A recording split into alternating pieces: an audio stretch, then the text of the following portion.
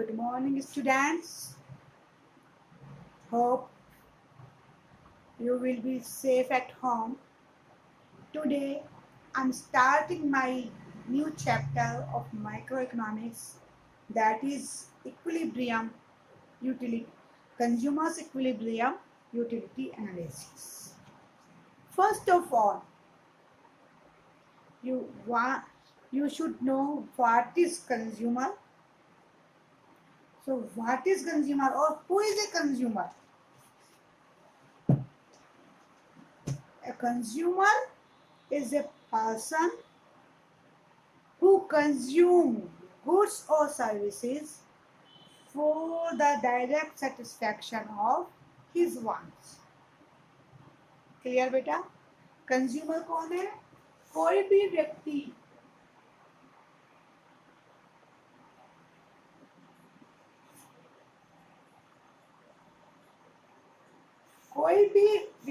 और कोई भी पर्सन जो अपनी वांट्स के डायरेक्ट सेटिस्फेक्शन के लिए गुड्स और सर्विसेज को कंज्यूम करता है, he or she is a consumer.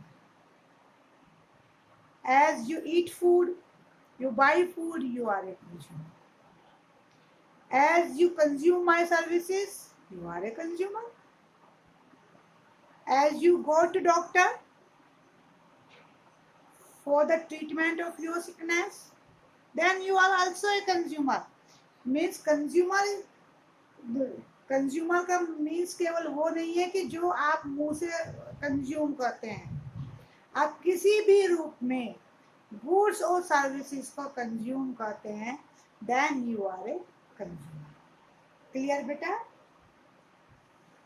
Consumer कोई एक अकेला व्यक्ति नहीं हो सकता. ये जरूरी नहीं है कि एक अकेला इंडिविजुअल ही कंज्यूमर हो. एक group of individuals, institutions, organizations, households, ये सभी कंज्यूमर्स हो सकते हैं. क्लियर बेटे?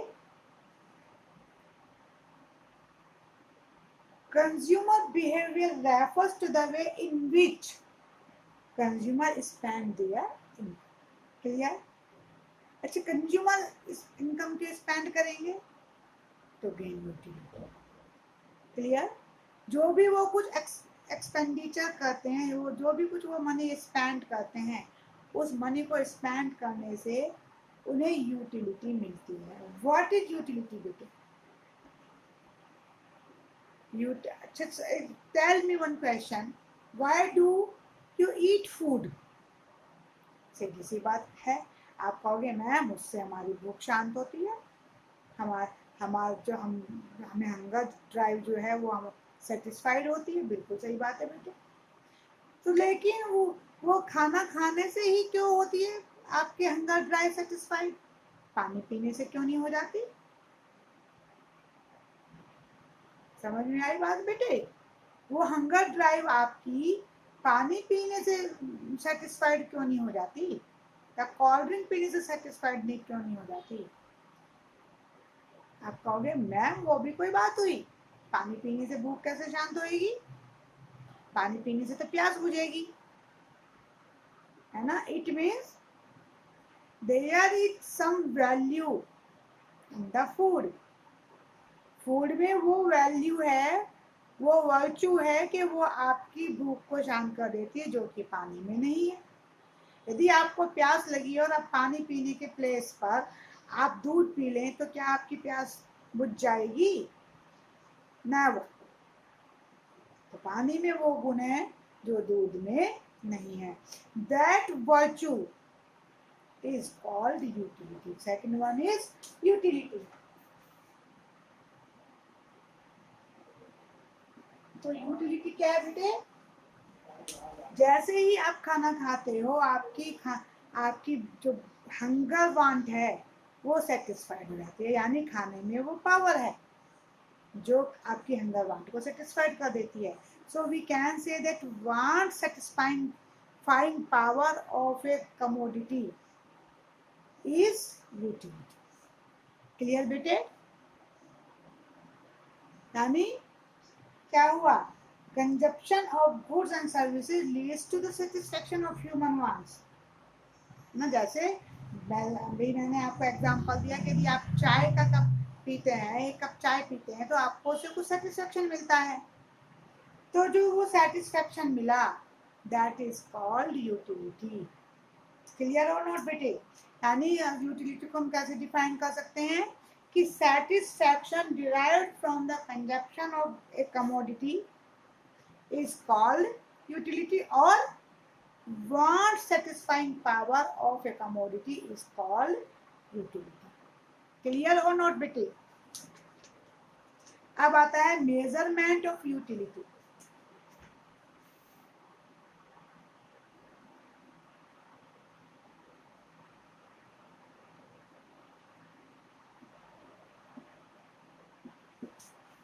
Cardinal and ordinal.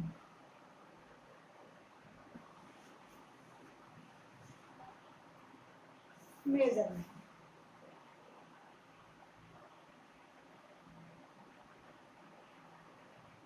Ordinal and ordinal measurement. Yes बेटा। क्वेश्चन आता है कि can we measure this utility, क्या हम इस यूटिलिटी को मेजर कर सकते हैं? जैसे हम लेंथ को मेजर कर सकते हैं, जैसे हम वेट को मेजर कर सकते हैं, हम हाइट को मेजर कर सकते हैं, क्या हम यूटिलिटी को मेजर कर सकते हैं किसी यूनिट के फॉर्म में? There are some contradictions. Two economists were there who contradict each other, Marshall and Hicks. Different opinions हैं,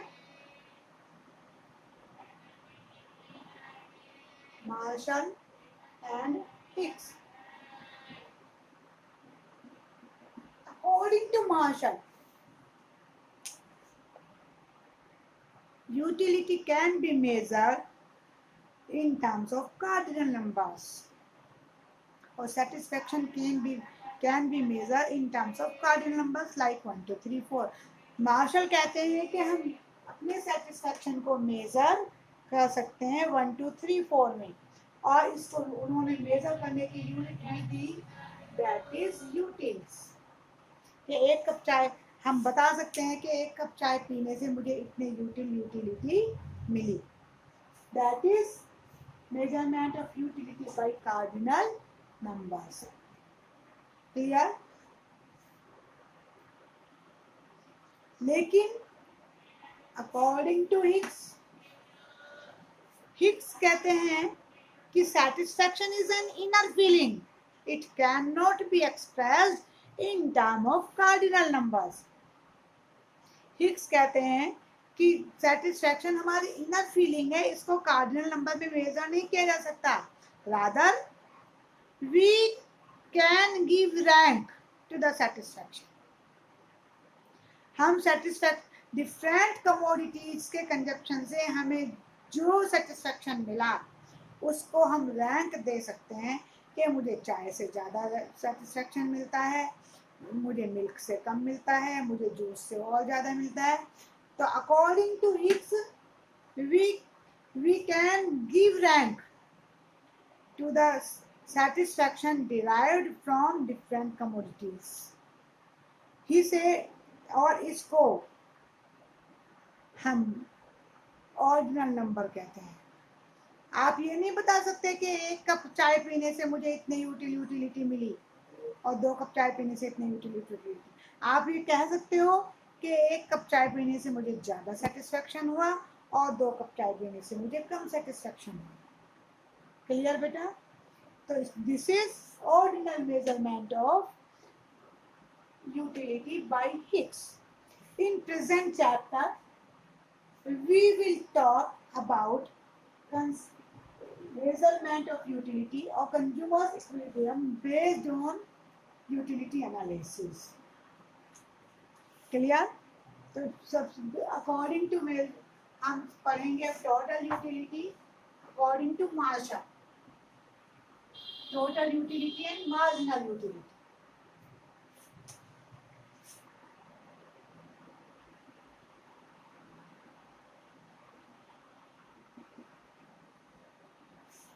What is total utility? As I have told you, according to Marshall, utility or satisfaction can be measured in terms of utils. तो suppose कीजिए कि मैंने किसी commodity की 6 units consume की और उन हर यूनिट से मुझे कुछ यूटिलिटी गेन की, तो उन सभी यूनिट से मिलने वाली यूटिलिटी का जो सम टोटल है that is called total utility. यानी total utility is the sum total of utility derived from consumption of all the units of a commodity. Clear? Suppose कीजिए मैंने 6 यूनिट्स कंज्यूम करी और पहली यूनिट से मुझे मिलती है 10 यूटी, दूसरे से मुझे मिली 8 util, then 7 util, then 5 util, then 4 util, then 2 utility. So the total utility is equal to 36. Clear? Total utility को डिनोट करते हैं TU से and it is unit is utils according to Marshall. तो मुझे उस कमोडिटी की 6 units consume करने से 36 यूटिल्स के इक्वल टोटल यूटिलिटी गेन हुई. क्लियर बेटे? Now what is marginal utility?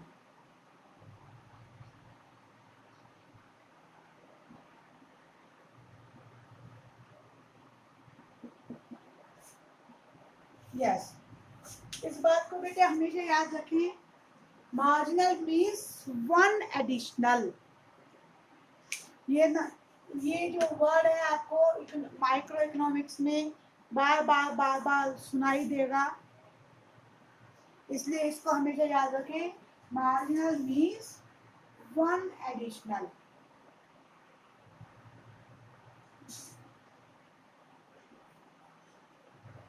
So what is mean by marginal utility? Marginal utility is the change in total utility when one additional unit of that commodity is consumed. यानी marginal utility total utility में change है जब उस commodity की हम एक extra unit को consume करते हैं. क्लियर? अब सपोज कीजिए कि मैंने जो 6 यूनिट की टोटल यूटिलिटी में 36 यूटिल्स है और जैसे ही मैंने 7th यूनिट कंज्यूम करी तो 7th यूनिट की यूटिलिटी में टोटल यूटिलिटी मेरी बढ़कर हो जाती है 40. तो व्हाट इज मार्जिनल यूटिलिटी? तो MU is equal to 7th unit की मार्जिनल यूटिलिटी क्या हुई बेटा मेरी? MU is equal to 40 minus 36 because it is change marginal utility changing total utility. तो इससे हम फार्मूला निकाल सकते हैं कि MUN is equal to TUN minus TUN minus 1. Clear हो बेटा? तो जो 7th यूनिट से मुझे यूटिलिटी प्राप्त हुई, गेन हुई, that is called marginal utility. Clear बेटे? समझ में आया बेटा? अब हम लेते हैं illustration of estimation of TU and MU.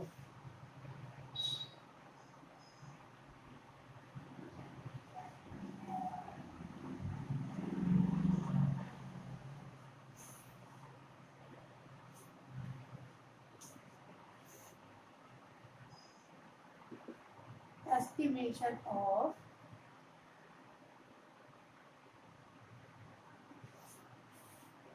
TU and MU. Units TU and MU. units 1, 2, 3, 4, 5. TU 100, 190, 270, 340 and 400. And as आपने फार्मूला दे सीखा कि mu is equal to TUN minus TUN minus 1। तो इस फार्मूले से हम mu का एस्टिमेशन कर सकते हैं।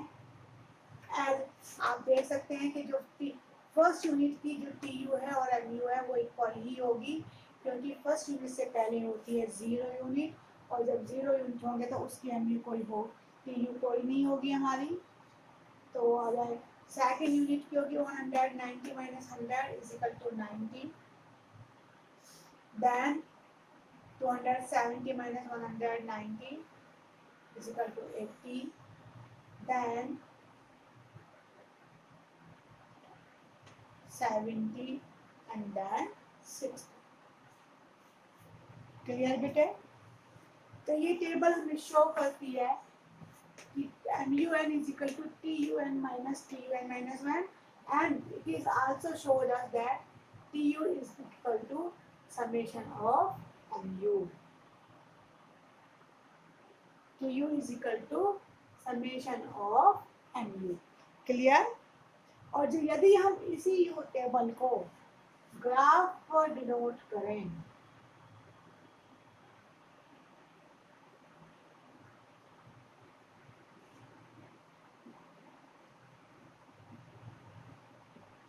तो जो हमारा कर्व बनता है वो कुछ इस टाइप से बनता है बेटा, कि जो हमारी TU होती है वो तो इंक्रीज होती चली जाती है, जबकि जो हमारी